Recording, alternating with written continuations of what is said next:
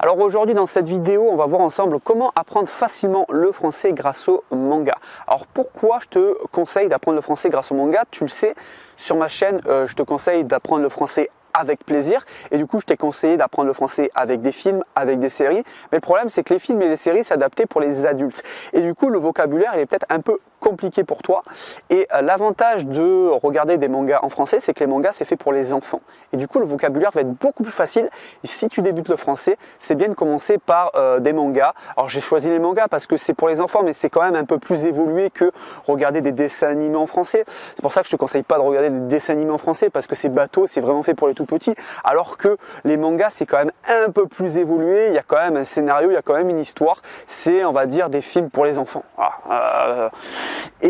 Du coup l'idée encore une fois c'est que ça va te permettre d'apprendre plus facilement le français, surtout si tu débutes, parce que si tu te mets à regarder des séries c'est bien, hein, des films c'est très bien, mais parfois les dialogues peuvent être compliqué, tu vas avoir du mal à habituer ton oreille, tu vas pas comprendre ce qui se passe et tu risques de te décourager.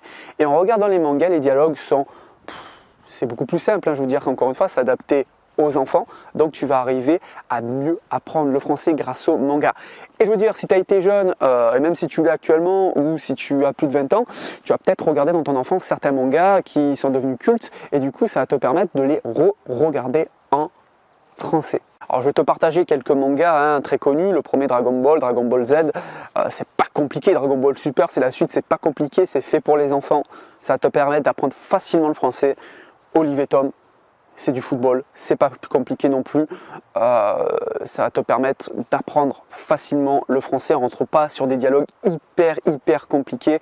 Et si j'ai un dernier manga à te conseiller, ça serait Naruto aussi, parce que c'est un manga, les dialogues ne sont pas extrêmement compliqués aussi, et tu peux réussir en regardant ça à apprendre plus facilement le vocabulaire français sans te perdre dans les séries pour adultes si tu démarres le français et si tu as du mal à suivre notamment les dialogues très compliqués et très complexes qui sont faits pour les adultes. Donc voilà pour cette vidéo. Si tu viens de débarquer sur la chaîne, je t'invite à t'abonner sur ma chaîne YouTube pour être au courant de mes toutes prochaines vidéos et nous on se retrouve pour une prochaine vidéo justement. Salut!